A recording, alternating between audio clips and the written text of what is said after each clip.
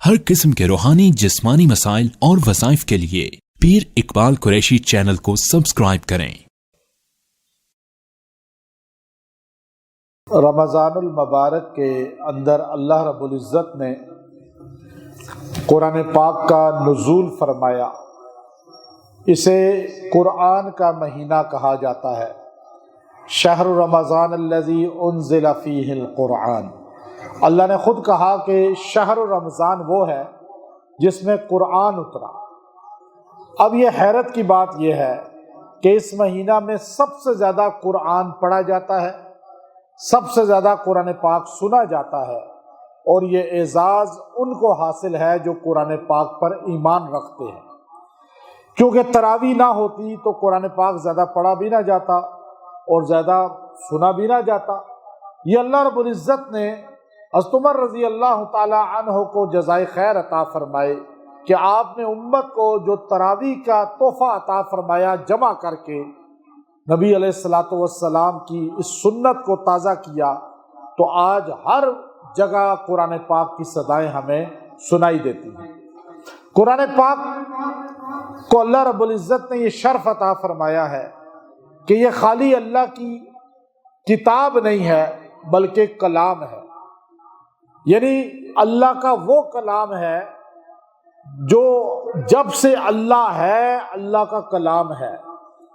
ایسا نہیں ہے کہ تورات جب سے اللہ ہے تورات ہے، جب سے اللہ ہے انجیل ہے، جب سے اللہ ہے زبور ہے، یہ جملہ غلط ہے، لیکن جب سے اللہ ہے اس وقت سے کلام اللہ ہے، چونکہ کلام متکلم کی صفت ہوتی ہے، اور کلام اللہ کی قدرت والی جو اللہ کی لسان ہے وہاں سے صادر ہوا ہے، تو اس لیے قرآن کلام اللہ ہے، اللہ کا کلام ہے، اللہ قدیم ہے، قرآن قدیم ہے، اللہ کبھی ختم نہیں ہوگا، قرآن کبھی ختم نہیں ہوگا، اللہ کو موت نہیں آتی، قرآن کو موت نہیں آئے گی، اللہ پرانا نہیں ہوتا، قرآن پرانا نہیں ہوتا، اللہ بوڑھا نہیں ہوگا، اللہ میں یہ چیزیں، اللہ پاک ہے ان چیزوں سے، اللہ کا کلام بھی پاک ہے، اللہ کو کسی کی حفاظت کی ضرورت نہیں، کلام اللہ کو بھی کسی کی حفاظت کی ضرورت نہیں، اللہ رہے گا کلام اللہ بھی رہے گا۔ اب یہ کلام اللہ ہے، کتاب اللہ خالی نہیں ہے۔ پھر اس کے لیے ہم کہتے ہیں نزول قرآن، چونکہ قرآن پاک نازل ہوا۔ اب اس کے لیے دو لفظ بولے جاتے ہیں قرآن پاک میں، انزل اور تنزیل۔ اب انزل جو ہے وہ تو ساری کتابوں کے لیے بولا جائے گا، چاہے وہ تورات ہے، چاہے انجیل ہے، چاہے زبور ہے۔ انزل ایک دم نازل ہوا، تنزیل ترتیب سے تھوڑا تھوڑا نازل ہوا۔ اب یہ اعزاز صرف کتاب اللہ کو، کلام اللہ کو حاصل ہے کہ وہ انزل بھی ہے تنزیل بھی ہے، یعنی تورات تھوڑی تھوڑی نازل نہیں ہوئی، تورات ایک دم اتری حضرت موسیٰ علیہ السلام کو کوئی طور پر، آپ گئے چلہ لگایا کوئی طور پہ، 40 دن پورے کیے، اللہ نے تورات عطا فرمائی تختیوں کی شکل میں، وہ تختیاں ایک دم اتر گئیں، ایک دم عطا کر دی، یہ نہیں کہ پہلے ایک آیت پھر ایک آیت پھر ایک سورہ، نہیں، 40 دن میں ساری تورات اللہ نے عطا فرما دی یکمشت تختیوں کی شکل میں۔ انجیل اتری عیسیٰ علیہ السلام پر، تنزیل نہیں ہے، بلکہ اللہ رب العزت نے یکمشت اگٹھی ہی انجیل دے دی حضرت عیسیٰ علیہ السلام کو۔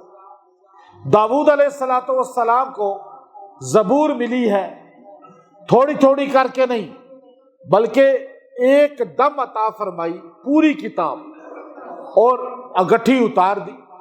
لیکن جب باری آتی ہے کلام اللہ کی، اور جب کلام اللہ کی باری آتی ہے تو ایسا نہیں ہوتا کہ ایک دم اللہ تعالیٰ اس کو دنیا میں پیغمبر صلی اللہ علیہ وسلم کو دے دے، اتارا ہے اللہ نے اس کو ایک ساتھ دیگر کتابوں کی طرح، یکمشت دیگر کتابوں کی طرح۔ کیوں کہ انا انزلنا التوراۃ فیہا ھدی و نور، اللہ نے کہا یہ تورات ہے، انا انزلنا تو تورات کے لیے بولا، تو اللہ نے قرآن کے لیے بھی بولا انا انزلناہ فی لیلۃ القدر، میں نے اس قرآن پاک کو لیلۃ القدر میں نازل کیا، پورا کا پورا اتارا۔ اب یہ جو پورا کا پورا قرآن پاک اترا ہے تورات کی طرح، زبور کی طرح، انجیل کی طرح، تو یہ اترا ہے لوح محفوظ سے آسمان دنیا پر، زمین پر نہیں، آسمان دنیا پر۔ اللہ نے قرآن پاک ساری کتابیں ایک بار نازل کی، لیکن قرآن پاک کو 2 بار نازل کیا۔ ساری کتابیں ایک بار آئی ہیں، لیکن قرآن 2 بار آیا، ایک بار انزل ہے، دوسری بار تنزیل ہے۔ انزل کیا ہے کہ ایک دم آسمان دنیا پہ، بات سمجھ آ رہی ہے نا؟ آپ کو قرآن کے بارے میں کوئی علم تو ہونا چاہیے نا، صحیح، ایک بار اترا آسمان دنیا پر، تو یہ انزل ہے۔ وہ انا انزلناہ فی لیلۃ القدر ہے، انا انزلنا التوراۃ فیہا ھدی و نور ہے، وہ بھی انزل ہے، یہ بھی انزل ہے، ساری ایک دم اتری ہیں۔ فرق یہ ہے وہ طور پہ اتری ہے، تورات انجیل جبل زیتون پہ اتری ہے، لیکن ایک دم اتری ہیں۔ قرآن بھی ایک دم اترا ہے، لیکن دنیا میں نہیں، آسمان پر۔ دنیا میں کیوں نہیں اترا؟ اللہ نے کہا لو انزلنا ھذا القرآن علی جبل لرأیتہ خاشعا متصدعا من خشیۃ اللہ۔ اے انسانوں، تمہیں قرآن کا کیا پتا؟ تمہیں قرآن پاک کی روحانیت کا کیا پتا؟ حدت کا کیا پتا؟ تورات کی طرح اس کو نہ سمجھنا، انجیل کی طرح نہ سمجھنا۔ تورات اتر آئی طور پر، کچھ نہیں ہوا، جبل زیتون پر انجیل اتر گئی، کچھ نہیں ہوا، لیکن اے انسانوں، وہ کتاب اللہ ہے، یہ کلام اللہ ہے، کلام اللہ کی صفت ہے، اللہ جل جلالہ ہے، اللہ کا کلام بھی جلالی ہے۔ اگر یہ پہاڑ طور پہ اترتا، طور بھی ریزہ ریزہ ہو جاتا۔ اگر یہ جبل زیتون پہ اترتا، جبل زیتون بھی ریزہ ریزہ ہو جاتا۔ لو انزلنا ھذا القرآن علی جبل لرأیتہ خاشعا متصدعا، تو پہاڑ بھی ٹکڑے ٹکڑے ہو جاتے اگر میں قرآن پہاڑوں پہ اتارتا۔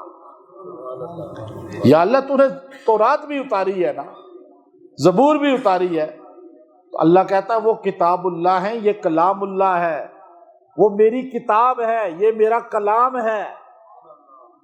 ایک آپ کی بات ہوتی ہے، ایک آپ کی کتاب ہوتی ہے، فرق ہے یا نہیں؟ اب اللہ کہتا ہے وہ میری کتاب ہے، یہ میرا کلام ہے، اس میں طاقت میری ہے، کلام جو میرا ہے۔ بندہ جتنا بڑا ہوگا بات اس کی اتنی زیادہ بڑی مانی جائے گی۔ جی وزیر صاحب نے کہا ہے، بس کہنا ہی کافی ہے، ایم پی اے صاحب نے کہا ہے، کہنا ہی کافی ہے، آئی جی صاحب نے کہا ہے، ایس ایچ او صاحب نے کہا ہے، کہنا ہی کافی ہے۔ یہاں کلام کس کا ہے؟ سارے بولے، روزہ لگ رہا ہے نا آپ کو، اس لیے بہت آرام سے آواز نکلتی ہے، مجھے بھی لگ رہا ہے روزہ، لیکن میں تو ابھی پھر نیچے دم کرنا شروع کروں گا لوگوں کو، پھر یہی چلتا رہے گا، پھر رات کو تراویح بھی آپ کو پڑھاؤں گا۔ تو اب آپ دیکھیے کلام کس کا ہے؟ طاقت اس میں اللہ کی ہے۔ اللہ کہتے ہیں میں پہاڑ پہ اتارتا نا تو یہ پہاڑ کیا ہو جاتے؟ ریزہ ریزہ۔ طور برداشت ہی نہیں کر سکتا تھا، اللہ کی تجلی نہیں برداشت کر سکا نا طور۔ خر موسیٰ صاعقہ، وہ جب اللہ کی تجلی پڑی کوئی طور پر تو موسیٰ جیسے پیغمبر، موسیٰ علیہ السلام بے ہوش ہو کے گر گئے۔ اللہ کی تجلی تو کلام کی کتنی حدت ہوگی؟ تو اللہ کہتے ہیں یہ کلام اللہ اگر میں پہاڑوں پہ نازل کروں تو وہ بھی ریزہ ریزہ ہو جائیں۔ میں نے اس کو اتارا دنیا میں نہیں، آسمان پر۔ رمضان کو کی رات کو، چاہے لیلۃ القدر کی رات کو، میں نے ایک دم اتارا پورا قرآن۔ کتنے پارے؟ 30 آپ کا یقین ہے نا، یا زیادہ ہیں؟ 30 ہی ہیں۔ 30 پارے میں نے اتارے آسمان دنیا پر۔ لوح محفوظ میں بھی محفوظ تھا۔ اللہ نے کہا اب آسمان پر اتارنا ہے، آسمان پر بھی محفوظ جگہ پہ اللہ نے اتار دیا۔ اب وہاں سے پھر یہ تھوڑا تھوڑا کر کے نیچے آیا، قطرہ قطرہ، کبھی ایک آیت، کبھی 2 آیتیں، کبھی ایک سورہ، کبھی ایک رکوع۔ اب یہ پھر تھوڑا تھوڑا تنزیلاً اترا ہے زمین پر۔ اب یہ زمین پہ کہاں اتارا جائے؟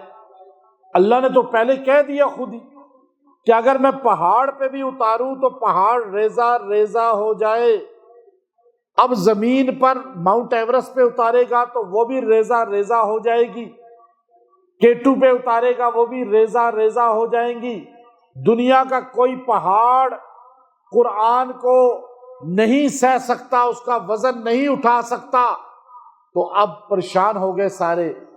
اللہ رب العزت نے قرآن پاک کو دنیا میں سب سے محفوظ جگہ، جو لوح محفوظ کی طرح محفوظ تھی، جو عرش کی طرح محفوظ تھی، جو کرسی کی طرح محفوظ تھی، جو آسمانوں کی طرح محفوظ تھی، کائنات کی سب سے مقدس جگہ قلب محمد صلی اللہ علیہ وسلم پہ اتارا۔ رسول اللہ صلی اللہ علیہ وسلم کے دل سے مقدس جگہ کوئی زمین پر ہے ہی نہیں۔ حضور کے سینے سے پاک جگہ کائنات میں کوئی ہے ہی نہیں۔ اب اللہ نے اوپر آسمانوں پہ اپنے کلام کو محفوظ کیا تو لوح محفوظ میں، زمین پہ محفوظ کیا تو قلب محمد صلی اللہ علیہ وسلم میں۔ پتہ چل گیا حضور کا سینہ بھی لوح محفوظ کی طرح محفوظ ہے، حضور کی سنت بھی محفوظ ہے، حضور کی ادا بھی محفوظ ہے۔ اب کلام پہاڑوں پہ اترتا، پہاڑ ریزہ ریزہ ہو جاتے، ذرہ ذرہ ہو جاتے۔ اب یہاں نبی کے سینے پہ کیوں اتارا؟ یہ موسیٰ اللہ سے باتیں کرنے والے پیغمبر ہیں، اللہ سے کلام کرتے ہیں، ان کے سینے پہ تورات نہیں اتری۔ یہ عیسیٰ علیہ السلام اللہ کے وہ پیغمبر ہیں جن کو روح کہا گیا، روح اللہ، لیکن ان کے سینے پہ نہیں اتری۔ وہ خلیفۃ اللہ ہیں داؤد علیہ السلام، ان کے سینے پہ نہیں اتری وہ زبور، لیکن محمد صلی اللہ علیہ وسلم پر قرآن اترا، آپ کے سینے پہ نازل ہوا، آپ کے دل پہ نازل ہوا۔ اللہ نے پورے قرآن پاک کو آپ کے دل کے اندر محفوظ کر دیا۔ کیوں؟ مفسرین نے لکھا کہ قرآن اتنی تپش رکھتا تھا، جلالیت رکھتا تھا، اگر یہ ڈائریکٹ پہاڑ پہ اتر جاتا، دنیا کے پہاڑ جل جاتے، دنیا کے پہاڑ ریزہ ریزہ ہو جاتے۔ اللہ نے، چونکہ اللہ جل جلالہ ہے، اللہ کا جلال اللہ کے کلام میں ہے، اس لیے کلام جلالی تھا، اللہ نے آسمان پہ اسے محفوظ کیا جلال کے ساتھ رمضان کے اندر، لیکن پھر زمین پہ اتارا جلال کے ساتھ۔ لیکن جب یہ قلب محمد میں داخل ہوا تو جلال سے جمال بن گیا، اس کا جلال ختم ہو گیا، یہ ختم ہوا جلال، اندر اترا۔ دنیا میں کوئی برداشت نہیں کر سکتا تھا اس کا جلال، لیکن ہمارے نبی کا سینہ برداشت کر سکتا تھا۔ ہمارے نبی کے سینے نے جلال سمو لیا اپنے اندر، جلال اندر اپنے سینے میں محفوظ کر لیا، اور جب ہمارے نبی کی زبان سے باہر نکلا تلاوت کی شکل میں تو یہ جلال سے جمال بن چکا تھا۔ اب اگر آپ کو کوئی کہے قرآن پڑھ کے آپ زیادہ تلاوت نہ کریں، رجت ہو جائے گی، پاگل ہو جائیں گے، لوگ کہتے ہیں نا، مینٹل ہو جائیں گے. یہ گرم ہے قرآن پاک کی تاثیر. تو وہ دنیا کا سب سے جھوٹا آدمی ہے. گرم تھا جب تک آسمان پہ تھا، جب ہمارے نبی کے سینے میں آ گیا تو ٹھنڈا ہو گیا، نورانی ہو گیا، جمالی ہو گیا. اب قرآن پاک میں کوئی جلال نہیں ہے. اس کو جتنا پڑھیں گے آپ کو سکون آئے گا، آپ مینٹل نہیں ہوں گے. آپ اور کتابیں پڑھیں آپ مینٹل ہو جائیں گے. گانے سن کے مینٹل لوگ نہیں ہوتے. کہتے گانا سن رہا ہوں جی، قرآن پڑھ کے لوگ مینٹل کیسے ہوں گے؟ یہ جلالی نہیں ہے، جمالی ہے. اللہ کا کلام ہونے کی وجہ سے جلالی ہے، لیکن صفات کے لحاظ سے آپ جمالی ہے. چونکہ جلال ہمارے نبی کے سینے نے لے لیا. اور سیدہ عائشہ رضی اللہ تعالیٰ عنہ فرماتی ہیں کہ میں جب بھی اپنا سر نبی کے سینے سے لگاتی تو مجھے آپ کے سینے میں ہنڈیا کے ابلنے کی آوازیں آتی، ایسے لگتا کہ اندر آتش فشاں پہاڑ ہے کوئی. یہ سارا جلال ہمارے نبی کے سینے میں. اب ہمارے نبی پہ قرآن اترتا تھا، آپ جلدی جلدی پڑھتے تھے. جب جبرائیل قرآن لاتے تو جبرائیل بھی پڑھتے، آپ بھی ساتھ ساتھ پڑھتے. لا تحرک بہ لسانک لتعجل. اللہ نے کہا میرے پیغمبر آپ جلدی جلدی نہ پڑھیں، آپ کے سینے میں قرآن اتارنا میرا کام ہے. بس آپ سنتے جائیں، یاد بھی کرانا میرا کام ہے. اب پورا قرآن جو اترا ہے وہ ہمارے پاس محفوظ ہے. اب یہ تنزیل بھی ہے، انزل بھی ہے. اب یہ نازل ہوا. اب قرآن پاک جو ہے اس میں اللہ رب العزت نے شفا رکھی ہے، اس میں اللہ رب العزت نے عروج و ترقی رکھی ہے، اس میں اللہ رب العزت نے ہدایت رکھی ہے، اس میں اللہ رب العزت نے جو ہے انسان کے لیے میسج رکھا ہے. اب ہمارے یہاں سے مردوں کے لیے اس کو پڑھا جاتا ہے، فوت شدگان کے لیے، یا وہ جو مر جائے تو اس کا ہیلا یوں کرتے ہیں پھیر کے. میں نے تو کبھی نہیں کیا، سنت ہوتا تو میں بھی کرتا، لیکن لوگ کرتے ہیں. اس میں پیسے رکھتے ہیں میرا خیال ہے، پیسے، بس پیسوں کے لیے مولوی صاحب بنا لیتے ہیں سب کچھ. تو اس میں پیسے رکھ کے یوں، پتہ نہیں جو کرتے ہیں. میں تو کبھی نہیں کیا لیکن مجھے دیکھا ہے اس طرح. قرآن پاک کو بھی بزنس بنا لیا ہے لوگوں نے. یہ پڑھنے والی کتاب ہے، یہ عمل کرنے والی کتاب ہے، یہ شفا لینے والی کتاب ہے، یہ ہدایت لینے. قرآن شروع ہوتا ہے ہدی للمتقین. پہلے کا ذالک الکتاب لا ریب فیہ، یہ وہ کتاب ہے جس میں کوئی شک نہیں. پہلے یقین کر لو قرآن میں شک نہیں. اس کی ایک ایک آیت، ایک ایک سورہ، ایک ایک زیر زبر، ایک ایک حرف محفوظ ہے. قرآن پاک میں شک نہیں کرنا کہ کوئی غلطی ہے، کوئی کمی ہے. پڑھنے سے پہلے دنیا کی واحد کتاب ہے جس کا مطالعہ کرنے سے پہلے اقرار کرنا پڑتا ہے کہ میرا یقین ایمان ہے کہ اس کتاب میں کوئی غلطی، کوئی شک نہیں ہے. دنیا کی کوئی کتاب ایسی نہیں. آپ کہیں اس کو پڑھنے سے پہلے، آپ کہتے ہیں پڑھوں گا تو پھر فیصلہ کروں گا. یہاں فیصلہ نہیں چلے گا، یہاں عقیدہ چلے گا کہ میرا عقیدہ ہے، چونکہ یہ عقیدہ کی کتاب ہے کہ اس میں کوئی شک، کوئی عیب، کوئی نقص نہیں. ھذا کتاب اللہ لا ریب فیہ وھذا نبی اللہ لا عیب فیہ. یہ کتاب ہے جس میں کوئی شک نہیں، ہمارا نبی ہے جس میں کوئی عیب نہیں. کتاب اللہ بھی شک سے پاک، رسول اللہ بھی عیب سے. یہ ہمارا عقیدہ ہے. اب جب ہم یہ جملہ کہہ دیتے ہیں پھر اللہ کہتا ہے ھدی للمتقین، یہ تمہارے لیے ہدایت ہے. اب ہدایت ملے گی تمہیں. اور ہم اس سے بزنس کر رہے ہیں، ہم اسے دلہن کے سر پہ رکھ رہے ہیں، ہم اسے قبرستان لے کے پھر رہے ہیں، ہم اسے جو ہے گھروں میں یوں پھر رہے ہیں لے کر پڑھنے کے لیے. نہیں، آپ اسے پڑھیں، سمجھیں، اس پر عمل کریں. جب تک قرآن سمجھیں گے نہیں. اب دیکھیں ہمارے لوگ سمجھتے نہیں. ابن مقنع، علامہ علوسی رحمۃ اللہ علیہ نے لکھا کہ ایک بہت بڑا نصرانی عیسائی تھا اور اتنا ماہر تھا زبان میں، عربی میں، کہ وہ عربی میں بڑے بڑے علماء کو مات دے دیتا تھا، اور عرب تھا خود بھی۔ اب اس نے یہ تہیہ کیا کہ میں قرآن کی طرح کی کتاب لکھوں گا اور مسلمانوں کو بتاؤں گا کہ یہ کتاب غلط ہے، مخلوق کی لکھی ہوئی ہے، اور اس جیسی کتابیں ہم کئی لکھ سکتے ہیں۔ اب یہ 1400 سال سے قرآن کے 3 چیلنج ہیں: فَأْتُوا بِعَشْرِ سُوَرٍ مِثْلِي، فَأْتُوا بِسُورَةٍ مِثْلِي، فَأْتُوا بِآیَةٍ مِثْلِي۔ اللہ نے کہا پہلے 10واں حصہ لے آؤ قرآن کا، پھر اللہ نے کہا ایک سورہ لے آؤ چلو، پھر اللہ نے کہا قیامت تک چیلنج ہے دنیا کے کافروں، ایک آیت جیسی آیت لا کے دکھاؤ۔ اتنی ترقی ہو گئی، دنیا کفر نے لاکھ کوشش کی، کیا نہیں کی ہوگی؟ آپ کیا سمجھتے ہیں وہ اس کام میں نہیں لگے ہوئے ہوں گے؟ لیکن قرآن پاک جیسی ایک آیت لے کر نہیں آئے۔ اب ابن مقنع جو تھا یہ بہت زیرک آدمی تھا، اس نے کیا کیا کہ بیٹھ کے کہا میں قرآن لکھوں گا، ایسا ہی۔ عربی کا ماہر تھا اور فن بلاغت کو جانتا تھا، فن بلاغت کا ماہر، منطق کا ماہر، صرف نحو کا ماہر۔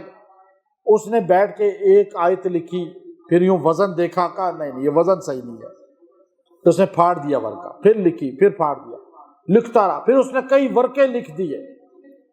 ورقے یوں لے کے جا رہا تھا تو ایک گھر سے تلاوت قرآن کی آواز آ رہی تھی، اور ایک 6 سال کا بچہ تلاوت قرآن کر رہا تھا کھڑکی کے پاس بیٹھا ہوا، سورہ ہود کی۔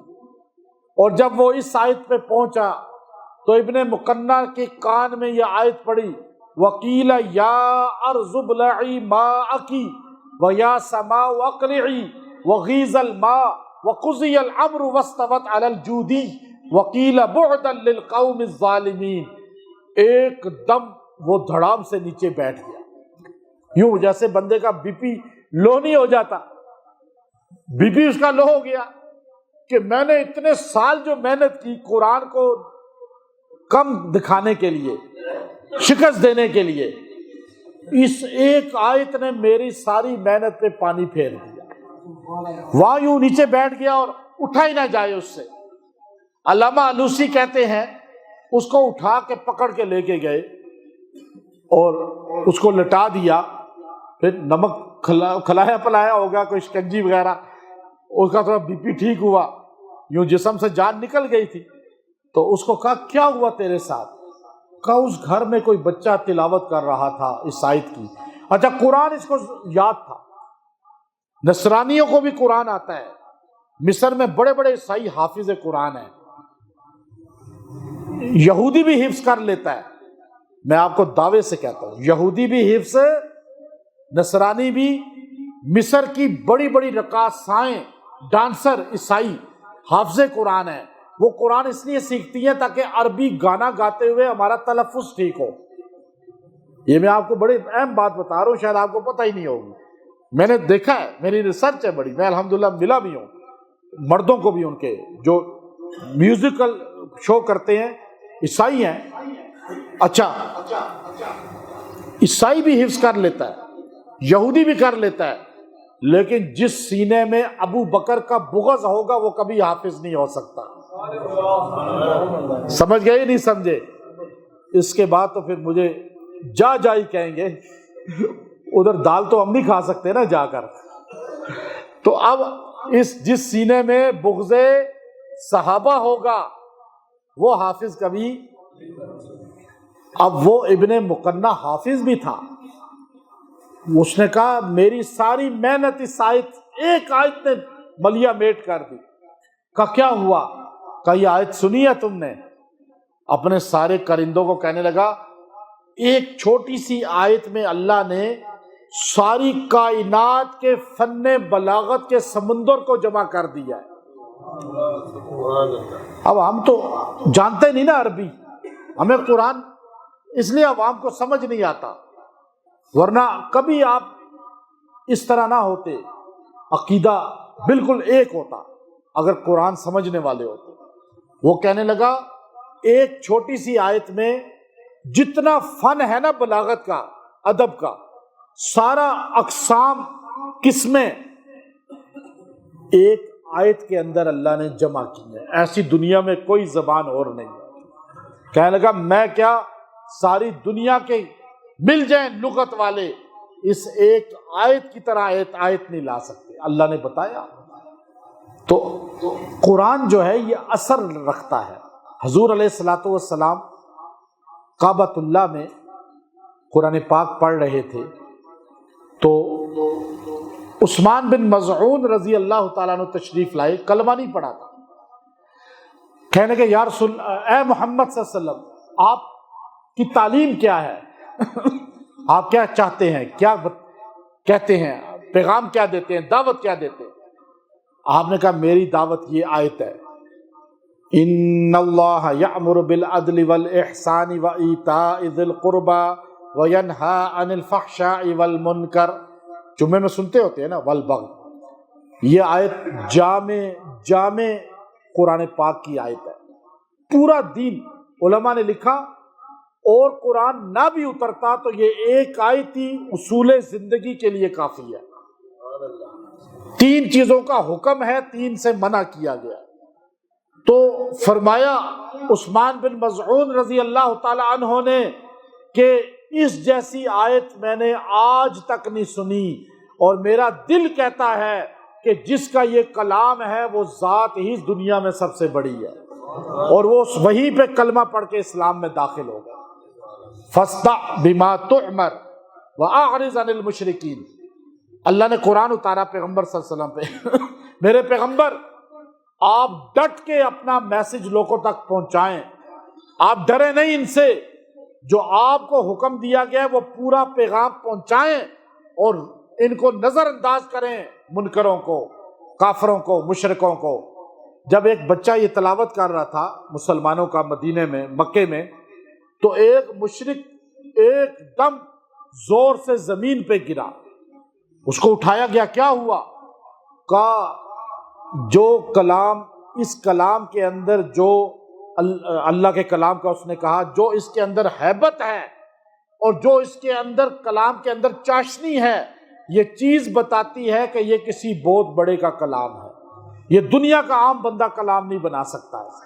حضور علیہ الصلوۃ والسلام رات کو مطاف میں کھڑے ہو جاتے تھے اور تلاوت کرتے تھے، اور لمبی تلاوت آپ کرتے تھے، تو آپ کی تلاوت سننے کے لیے چھپ کر ابو جہل، ابو سفیان اور اخنس یہ الگ الگ آئے، ایک ادھر سے چھپ کے رات کو آیا، ایک ادھر سے آیا، ایک ادھر سے آیا، تینوں کو نہیں پتا کہ تینوں آ رہے ہیں، اور چھپ کے بیٹھ کے اس طرح سن رہے ہیں۔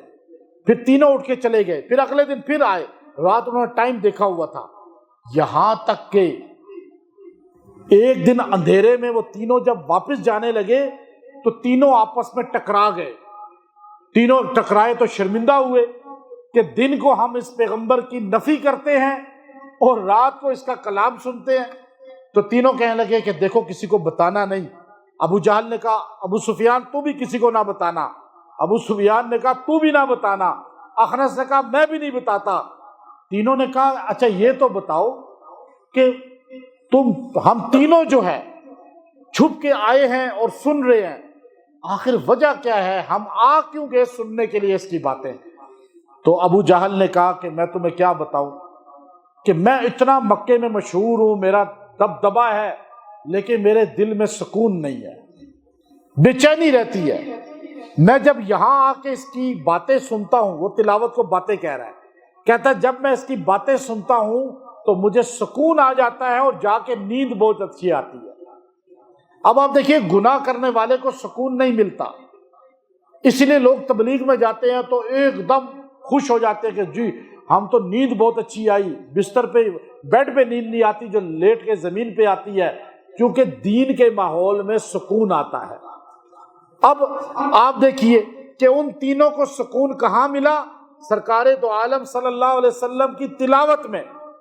آج ہمیں گانوں میں سکون تلاش کر رہے ہیں، آج ہم موسیقی میں تلاش کر رہے ہیں، آج ہم شراب میں، ڈانس پارٹیوں میں، آج ہم فسق و فجور میں بازاروں میں بیٹھ کر، اور اسی لیے ان تمام روش کو اختیار کرنے والوں کو گولیاں کھا کے بھی نیند نہیں آتی، ڈپریشن کی گولیاں کھا کر بھی سکون نہیں آتا، اور یہ لوگ نہ رات کو سکون پاتے ہیں نہ دن کو، پیسہ تو بے بہا بہاتے ہیں، لیکن اللہ نے ان کو اطمینان قلب سے محروم رکھا ہوا ہے۔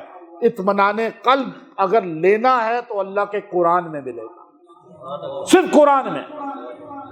70 آدمی ہمارے نبی کے پاس آئے جمع ہو کر، کہنے لگے کہ آپ تبلیغ جو کر رہے ہیں ہمیں تو بتائیں آپ کی دعوت ہے کیا؟ تو آپ صلی اللہ علیہ وسلم نے ان کے سامنے سورہ والطور کو تلاوت کیا، سورہ طور کو۔ جب آپ علیہ الصلوۃ والسلام کی زبان اطہر سے انہوں نے کوئی سورہ طور کی تلاوت کو سننا شروع کیا، تو اب یہ اللہ رب العزت نے سورہ طور کے اندر ایسی تاثیر رکھی ہے کہ وہ 70 کے 70 آدمی وہی کلمہ پڑھ کے مسلمان ہو گئے۔ ان کے لیے قرآن پاک کی آیت اتری، وَإِذَا سَمِعُوا مَا أُنزِلَ إِلَى الرَّسُولِ تَرَىٰ أَعْيُنَهُمْ تَفِيضُ مِنَ الدَّمْعِ مِمَّا عَرَفُوا مِنَ الْحَقِّ يَقُولُونَ رَبَّنَا آمَنَّا فَاكْتُبْنَا مَعَ الشَّاهِدِينَ۔ اللہ نے کہا یہ لوگ ہیں جب ان پہ کلام اترتا ہے تو ان کی آنکھوں سے آنسو بہنے لگتے اور ان کے دل جھک جاتے ہیں، اور وہ کہتے ہیں اللہ ہم تیری باتوں پر ایمان لاتے ہیں، ہم گواہی دیتے ہیں کہ تیرا سب کہا سچا ہے۔ آمنا فاکتبنا مع الشاہدین، ہم گواہی والوں کے ساتھ ہیں۔ یہی نجاشی کے بارے میں، یہی جعفر طیار رضی اللہ عنہ کے خطبہ کے پر یہ آیت اتری۔ تو اب آپ یہ دیکھیے کہ حضرت عمر رضی اللہ عنہ کلام سن کے قرآن پاک مسلمان ہوئے۔ اب قرآن پاک کے اندر تاثیر ہے اتنی زیادہ کہ مولانا رحمت اللہ کرانوی رحمت اللہ علیہ، جن کی کتاب جو ہے ایک اظہار حق ہے، اور بہت کتب ہیں، سعودی حکومت خود چھاپتی ہے ان کی کتابیں۔ اظہار حق کتاب ان کی پڑھ کے بندہ پادری عیسائیوں کے خلاف مناظر بن جاتا ہے۔ کبھی بندہ تسلیس اور ان عقیدے میں نہیں پڑتا۔ بڑی ماہناز 3-4 جلدوں کی کتاب ہے، عربی میں چھپی ہے، سعودی عرب میں چھپتی ہے، اردو میں بھی ہے، ان کی اور کتب بھی ہیں۔ وہ اپنی کتاب میں لکھتے ہیں کہ ایک بہت بڑے عالم تھے اس زمانے کے، وہ ایک بہت بڑا جو غیر مسلم تھا اس کو مناظرہ کرتے تھے، لیکن وہ کلمہ نہیں پڑھتا تھا۔ آخر کئی ہفتے مناظرہ ہوتا رہا، اس نے کلمہ نہیں پڑھا۔ آپ نے پھر ایک دن جو ہے وہ آپ کے گھر آیا آپ کو ملنے کے لیے، تو یہ عالم تلاوت کر رہے تھے۔ کوئی اتنے بڑے قاری نہیں تھے، کوئی اتنے اچھے خوش الحان نہیں تھے، چونکہ عام تھے، عالم تھے، لیکن تلاوت قرآن سادی کرتے تھے، لیکن قرآن پڑھ رہے تھے۔ تو وہ بندہ ادھر سے آتے ہوئے سنتا رہا، یہاں کے بیٹھ گیا، اور آنکھیں بند کر کے اس نے آپ پہ اپنی پوری توجہ مبذول کر دی۔ جب آپ نے تلاوت بند کی تو اس نے کہا اشہد ان لا الہ الا اللہ و اشہد ان محمد رسول اللہ۔ اس نے کہا میں گواہی دیتا ہوں کہ محمد صلی اللہ علیہ وسلم اللہ کے رسول ہے اور اللہ ایک ہے، بس میں کلمہ پڑھتا ہوں۔ انہوں نے کہا میں تجھے کئی ہفتوں سے مناظرہ کر رہا ہوں تو تو نے کلمہ نہیں پڑھا، اور اب تو خالی تلاوت سن کے۔ اب اس کے الفاظ جو مولانا رحمت اللہ کرانوی نے نقل فرمائے، تو وہ کہنے لگا کہ میں نے آپ کی آواز کو دیکھا تو بڑی بھدی آواز تھی، کوئی اچھی آواز نہیں تھی آپ کی، کوئی تلاوت مطلب کوئی سر نہیں تھا آپ کی آواز میں، کوئی بہت اچھی نہیں تھی، لیکن آپ جو کلام پڑھ رہے تھے وہ اتنا اعلیٰ تھا کہ مجھے اس کو سنتے ہی سکون آ گیا۔ تو میں نے سوچا کہ اس آواز کے ساتھ اس کلام میں اتنا سکون ہے، اور اگر رحمان یہ کلام پڑھے گا تو کتنا سکون ہوگا۔ تو آپ دیکھیے کلام اللہ میں سکون ہے، چاہے آپ اس کو کسی طرح بھی سنیں، لیکن ہمارا تعلق کمزور ہے قرآن پاک سے، اور قرآن اور نماز روزہ، الصیام والقرآن یشفعان للعبد، یہ قرآن یہ سیام یہ دونوں قیامت کے دن شفاعت کریں گے، سیام روزہ بھی، قرآن بھی۔ وقال الرسول یا رب ان قوم اتخذوا هذا القرآن مہجورا۔ رسول اللہ صلی اللہ علیہ وسلم حشر کے میدان میں آپ میزان کے پاس ہوں گے، پھر آپ حوض کوثر پہ ہوں گے، بڑے بڑے حاجی، بڑے بڑے نمازی، بڑے بڑے جو ہے عمرہ کرنے والے، بہت زیادہ ہر دین کے کام میں آگے بڑھنے والے جب حشر میں وہاں حوض کوثر پہ جائیں گے تو رسول اللہ صلی اللہ علیہ وسلم فرمائیں گے، جو قرآن بیان کرتا ہے، وقال الرسول، میں ہمارا پیغمبر کہے گا، یا رب، اے میرے اللہ، ان قومی ھذا القرآن مہجورا، یہ میری وہ قوم ہے جس نے میرے کلام کو، میرے قرآن کو پسے پش ڈال دیا تھا۔ حج کیا، قرآن نہیں پڑھا، وہ آتا نہیں ہے جی، کیا کرے، بچپن میں نہیں پڑھا، اب 70 سال میں کیا سیکھوں، تو کیا موت تک نہیں سیکھنا؟ وقال الرسول، شفاعت سے محروم ہو جائے گا، حضور کی دعا سے محروم ہو جائے گا۔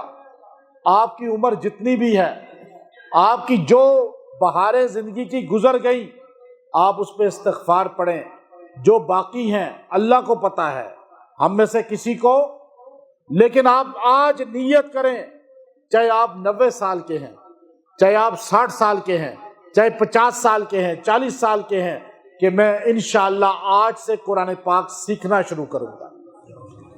ورنہ بہت سخت الفاظ ہیں قرآن پاک کے، 19ویں پارے کے، اتنے سخت الفاظ، پوری تشریح اس کی پڑھیں، تفسیر پڑھیں۔ تو آپ الف با سے آغاز کریں۔ آج کوئی آدمی کہے جی میں انشاءاللہ آج سے نیت کرتا ہوں، ادھر اس نے قاعدہ کھولا، الف با تا با اتنا پڑھا، ادھر موت آ گئی، اللہ قیامت کے دن اسے کاریوں میں اٹھائے گا۔ اور اگر یوں ہی کماتے رہے، کھاتے رہے اور گھومتے رہے اور عمرے بھی کرتے رہے، حج بھی کرتے رہے، رمضان بھی گزارتے رہے اور جمعے بھی پڑھتے رہے، لیکن قرآن پڑھنا نہیں آیا، نہ نیت کی، نہ سیکھا، تو پھر محرومی بن جائے گی۔ تو آج نیت کرتے ہیں انشاءاللہ، جو قرآن نہیں سیکھا ہوا مجھے بتائے، یہاں میں اس کا انتظام کروں گا، آن لائن کروا دوں گا، اور انشاءاللہ آج تو بہت سہولتیں ہیں، آن لائن آپ سیکھ سکتے ہیں، تھوڑا خرچہ کر دیں آپ، لیکن عورتیں قرآن نہیں آتا، مردوں قرآن نہیں آتا، تو ایسے محرومی کی زندگی نہ گزاریں کہ نبی اور اللہ کی زبان جو قرآن ہے وہ آپ کو نہیں آ رہا، اور آپ جو ہے بڑے فخر کے ساتھ زندگی گزار رہے ہیں، اور اسی طرح بے فکری کی زندگی گزر رہی ہے، اور قرآن کیا کرے گا؟ آخری بات، سیام اور قرآن، سیام تو شفاعت کرے گا، قرآن کیا کرے گا؟ اتنا وفادار، یہ جو قرآن ہے نا ابھی کتاب کی شکل میں، حجر اسود اور قرآن۔ اچھا، ہر نبی کا ایک معجزہ ہوتا ہے، اب یہ وقت نہیں ہے ورنہ میں وہ ساری بحث کرتا۔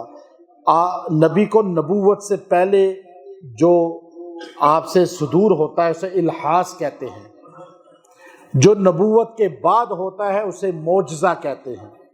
جیسے آپ علیہ الصلوۃ والسلام، ابراہیم کا واقعہ ہے آپ سے پہلے، اور وہ الحاص میں آتا ہے، اور بھی اس طرح کے غار حرا کے واقعات ہیں، حجر اسود کو نصب کرنے کا واقعہ ہے، پھر بعد میں سارے معجزات ہیں، یہاں تک کہ امام سیوطی نے لکھا اپنی کتاب، میرے پاس وہ کتاب موجود ہے، کہ ہمارے نبی کے پورے 2000 معجزات امام سیوطی نے جمع کیے، وہ میں نے سارے پڑھے ہیں۔ اور امام ابن کثیر رحمۃ اللہ علیہ اور مفتی شفیع رحمۃ اللہ علیہ یہ تفسیر میں لائے ابو سعید خدری رضی اللہ عنہ کے روایت سے کہ 2 معجزے ہمارے نبی کے ایسے ہیں جو قیامت تک زندہ جاوید ہیں۔ ایک قرآن، اس کی ایک سورہ، ایک آیت کوئی نہیں بنا سکتا، کوئی نقص عیب نہیں نکال سکتا۔ آج جدت کے زمانے میں بھی کوئی دنیا کا ایک بندہ کھڑا ہو کے بتا دے، محنت کر کے بتا دے، کمپیوٹر اے آئی کا دور ہے، لیکن اے آئی کے دور میں بھی قرآن میں نقص نہیں، قرآن جیسا نہیں بنا سکتا۔ تو ایک فرمایا قرآن معجزہ ہے، اور دوسرا جو شیطان کو کنکریاں ماری جاتی ہیں، وہ کنکریاں آپ مارتے ہیں 7 اب 21 کنکریاں ماری، پھر 21 ماری، 63 کنکریاں آپ مارتا ہے ایک بندہ، 63 کنکریاں 40 لاکھ حاجی مارے گا تو وہاں پہاڑ گٹھا ہوگا یا نہیں؟ کنکریوں کا کوئی محکمہ نہیں ہے اٹھانے والا، لیکن حضور علیہ السلام نے فرمایا جس کا حج قبول ہو جاتا ہے اس کی کنکری جنت میں منتقل ہو جاتی ہے، اب وہاں اسی کی پڑی ہوتی ہیں جس کا مردود ہو جاتا ہے۔ تو یہ معجزہ بھی زندہ ہے۔ پھر قرآن آپ سے وفا کرے گا، وفا، آج آپ اس سے وفا کریں، سال میں 2 بار قرآن کو جو ختم کرے گا، دیکھ کر پڑھے گا، وہ قرآن پاک کا وفادار ہوگا۔ اس کے ساتھ قرآن کیا کرے گا؟ مسلمانوں کی ساری کتابوں میں، یہاں تک کہ اصول کافی کے اندر ان کی کتاب ہے، یہی واقعہ لکھا ہوا ہے۔ ملا یخز الفقی کے اندر قرآن کے متعلق لکھا ہوا ہے۔ واقعہ کیا ہے؟ قرآن قیامت کے دن انسانی شکل میں آ جائے گا، اسے مجسم انسان بنایا جائے گا، بندے کو پل صراط پہ اعلان ہوگا انا فلاں ابن فلاں، اس کا نامہ اعمال نیکیاں کم اور گناہ زیادہ ہو گئے اور یہ ناکام ہو گیا، اب دوزخ میں پھینکا جائے گا۔ جہنم کی طرف سے جب لے جانے لگیں گے، یہ منتیں کرے گا، ترلے کرے گا، معافیاں مانگے گا، فرشتے تو سنیں گے نہیں، اب یہ کہے گا میری اللہ سے ایک بار ملاقات کرا دو، مجھے اللہ کے پاس لے جاؤ۔ فرشتے کہیں گے چل دوزخ کی طرف، جب اسے گھسیٹنے لگیں گے تو ایک دم ایک نوجوان خوبصورت حسین سفید لباس میں ملبوس اور دستار پہنے ہوئے اس کے پاس آئے گا، اور خوشبو اس سے بہت زیادہ آ رہی ہوگی۔ یہ اس کے پاس آ کر کہے گا پریشان کیوں ہے؟ یہ کہے گا دوزخ میں کھینچ کے پھینک رہے ہیں، تو آپ کچھ میرا کرو کہ میری اللہ سے بات کرا دو۔ وہ کہے گا چل میرے ساتھ اللہ کے پاس، یہ خوش ہو جائے گا۔ اب یہ اس کو لے کر خالی ساتھ پیچھے پیچھے نہیں کہ مجرموں کی طرح اسے گھسیٹ کے لے کے جائے یا پیچھے پیچھے، اس کا بازو پکڑ کر اسے دوستانہ انداز میں لے کے جائے گا، یہاں تک کہ عرش کے نیچے پہنچ جائے گا، کہے گا یا اللہ میں تیرے پاس آیا ہوں اس کا سفارشی بن کر، تو اسے جنت میں داخل کر دے۔ اللہ فرمائے گا کہ اس کے گناہ زیادہ ہیں اور اس کو دوزخ میں پھینکنا ہے، یا اللہ میں آیا ہوں۔ اللہ کہے گا فیصلہ ہو چکا ہے اس کا، وہ کہے گا اللہ میں تیرے پاس آیا ہوں۔ اللہ تعالیٰ پھر کہے گا فیصلہ ہو چکا، یہاں تک کہ یہ اللہ سے جھگڑا کرے گا۔ حدیث کے الفاظ ہیں، بحث کرے گا، کہے گا اللہ یا اس کو جنت میں داخل کر یا میرا انکار کر۔ اللہ کہے گا تیرا انکار نہیں کر سکتا، جا اس کو جنت میں داخل کر دے۔ جب اس کو وہ ہاتھ سے پکڑ کے ٹھاٹ کے ساتھ جائے گا، یہ حیرت سے کبھی اوپر دیکھے گا، کبھی اس کو دیکھے گا کہ آج تو ماں کام نہیں آئی، بھائی کام نہیں آیا، بیٹی بیٹا کام نہیں آئے، آج یہ کون ہے اجنبی جو میرا اتنا ساتھ دے رہا ہے کہ میری ابدی زندگی کو سنوار رہا ہے۔ اب یہ وہاں سے اس کے ساتھ جائے گا، جنت کا دروازہ ایک دم جب یہ پاس پہنچے گا تو کھل جائے گا، اور پوچھے گا رضوان دروغہ جنت کون ہے؟ یہ کہے گا یہ میرا دوست ہے، میں اس کو لے کر آیا ہوں اللہ کے حکم سے۔ اس کو کہا جائے گا داخل ہو جا جنت میں، یہ جانے سے پہلے اس کا بازو پکڑ لے گا، لپٹ جائے گا، رو کر کہے گا اے اللہ کے بندے اپنا تعارف تو کرا، آج تو میری بیوی کام نہیں آئی، بچے کام نہیں آئے، آج تو میرے کام آ گیا۔ تو یہ کہے گا کہ میں وہ قرآن ہوں جو دنیا میں صبح و شام تو پڑھا کرتا تھا، تو نے دنیا میں میرا ساتھ نہیں چھوڑا، آج میں تیرا ساتھ نہیں چھوڑوں گا۔ آپ اس قرآن کے ساتھ جڑ جائیں، حضرت عثمان کی طرح شہید بھی ہوئے تو قرآن پاک کے صفوں پہ خون گرا، حضرت عمر کی طرح شہید بھی ہوئے تو مسجد میں مصلی پہ، حضرت علی کی طرح شہید بھی ہوئے تو مسجد میں مصلی پہ، حضرت حسین کی طرح شہید بھی ہوئے تو نماز میں سجدے میں۔ تو آج ہمارا تعلق جڑ جائے قرآن سے، اپنے گھروں میں ماحول بنائیں، نیت کرتے ہیں انشاءاللہ قرآن سیکھنے کی، آج سے نیت ہے انشاءاللہ۔ وآخر دعوانا ان الحمدللہ رب العالمین۔